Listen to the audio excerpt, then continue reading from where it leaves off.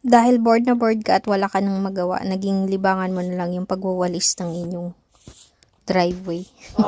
Ganyan kalungkot din eh. Ari ay before ako mag-day off mga beshi. So, medyo naambon-ambon kaya ako'y naka-hoodie. So, gani rin na lang aking libangan pag ako'y talagang napapakainip tapos makulimlim, ganyan, hindi makagala sa sentrum. Kasi, paggagala naman ako sa sentrum, wala naman akong kakwentuhan dun, tapos mapapagastos lang ako.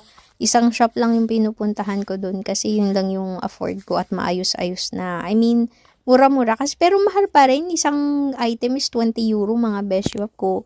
So, aray, magwalis na lang ako at ayoko nakikitang madumi ang aking kapaligiran, charis. So, ayan. Binalisan ko na lang para naman malinis at matuwa si Opa tsaka yung kanyang hipag kasi lagi niyang inuutos.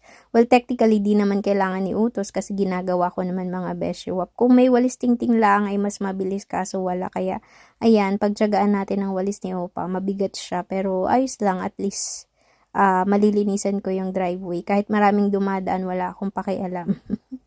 Wala naman kasing pakailanganan din yung mga besyo po. Tingnan nyo, napakabilis ko man din magwalis. Hindi, naka-fast forward lang ito. Tsaka, mahangin the next day na ko. Ayun na naman, makalat na naman siya. Yan ay bunga ng pine tree. So, that's it for today's video mga besh.